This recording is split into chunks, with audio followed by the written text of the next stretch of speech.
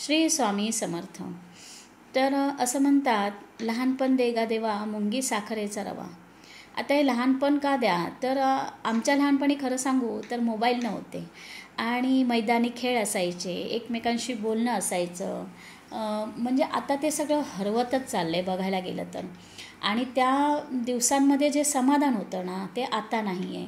कारण आता एकमेकांशी बोलणं थांबलेलं आहे। जर तुम्ही ऑनलाईन दिसलात तर तुम्ही जिवंत आहात ह्याची पोचपावती आहे असं वाटतं।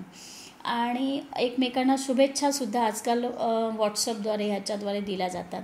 तर ठीक आहे, असो, काळानुसार सगळी परिस्थिती बदलत असते, पण आपण स्वतःला किती बदलायचं हे आपण ठरवायचं असतं। ठीक आहे, तर आता आपण रेसिपीकडे वळूया। तर आज सिमला मिरचीची रेसिपी मी भाजी तुम्हाला दाखवणार आहे। तर अशा प्रकारे मिरची छान स्वच्छ धुवून घेतली आणि बारीक चिरून घेतली। तुम्हाला जसा आकार हवा तसं तुम्ही कट करून घेऊ शकता। त्यानंतर माझ्याकडे ना प्लॅस्टिकचं असं छान सूप आहे, त्यामध्ये ही मिरची खूप सुंदर दिसते अशी ठेवते मी भाजी चिरून कधी कधी। भले आपण आता सूपाचा जमाना राहिलेला नाही आहे, तरी पण मी हे एक छोटंसं सूप मी ठेवून दिलेलं आहे। तर हा बघा, बारीक कांदा चिरून घेतला, टोमॅटो, लसूण आणि कोथिंबीर। रेसिपी एकदम सहज सोपी आहे आणि झटपट होणारी आहे। तर हे बघा, पातेल्यामध्ये मी तेल गरम केलं, त्यामध्ये मोहरी, जिरं आणि छान जिरं आणि मोहरी भाजल्यानंतर त्यामध्ये लसूण, थोडासा लसूण घालायचा आहे। तुम्ही पेस्ट आलं लसणाची पण घालू शकता।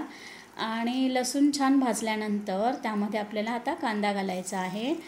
तर हे बघा, अशा प्रकारे कांदा छान परतवून घ्यायचा। भाजीची रेसिपी साधी सोपी असली तरी चवीला खूप छान लागते आणि एकदम झटपट होते। सिमला मिरची शिजायला पण खूप सहज शिजते, पाणी घालायची पण गरज नाही लागत। आणि सिमला मिरचीमध्ये ए आणि सी आपलं विटॅमिन असल्यामुळे आणि रोगप्रतिकारक शक्तीही त्याच्यामुळे वाढते आपली। तर अशी ही आपली सिमला मिरची।